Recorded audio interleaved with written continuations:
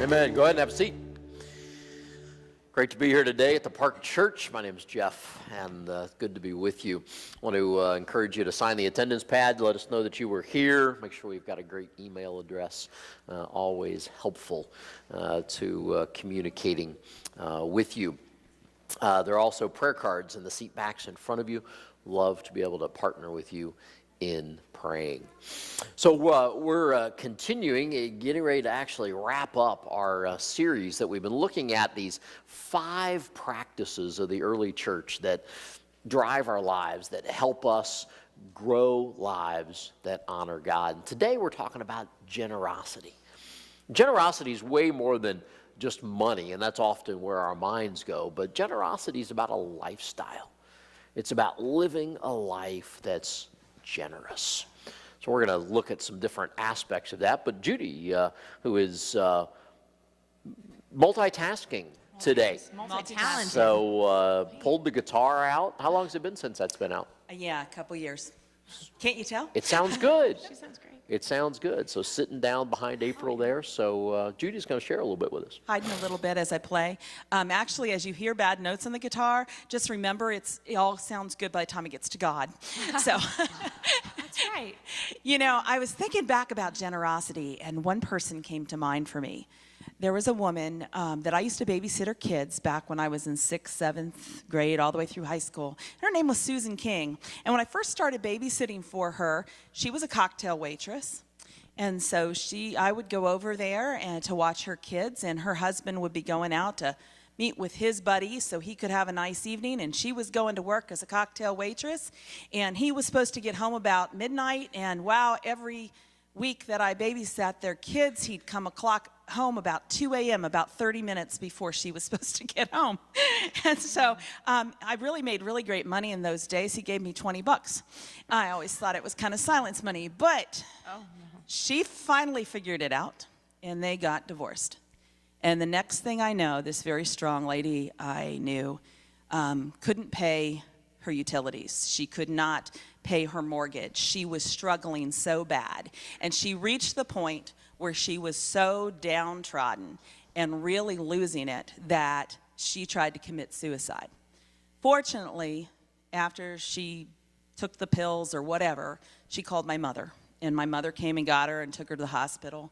And the pastor from the church came over. And it started a brand new life for Susan. She started meeting with the pastor regularly for counseling. And suddenly, about 6 months later, I'm in church, and she stands up in front of the congregation. And it was during their giving campaign. And she goes, "I want to tell you a story." So my life is pretty messed up. And she explained the whole thing, how she had lived her life, and including running away when she was younger. And suddenly, she goes and said, "But because of this church, because of the pastor, I found out who Jesus was. And once I found out, I decided to live my life differently. And let me tell you what it is I do to live my life differently." She goes, "The first thing I do when I make money," and I had to stop. She stopped cocktail waitressing, so she cut that off. She decided that was the wrong lifestyle for her kids. So she started doing all sorts of odd jobs, taking photography, whatever else she could find, whatever anybody would hire her to do, she would do. But every time when she got paid, she went home and she took 10% of that little $100 she may have been paid for photography or whatever it was, and she put it in what she called her God jar. And every single Sunday then, she would take whatever 10% she had earned that week and give it to the church. And she sat there and told the church she had not missed a mortgage payment. She had not missed another utility bill. She had not had food on her table for her kids. She was making it, and she was living an incredibly wonderful, gracious life. She had nothing, but she took that nothing every single week and immediately gave 10% of it to God. It made a huge impact on my life. I saw the worst of Susan. And suddenly to have her standing up in front of everybody and telling that. Well, her story goes on. She got real involved in missions and started going to Jamaica on a regular basis.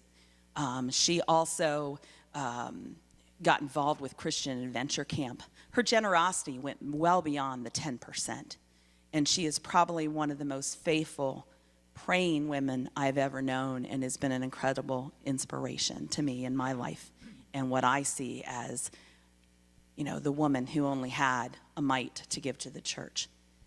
So that's the story I wanted to share with you. And I challenge you to say, how?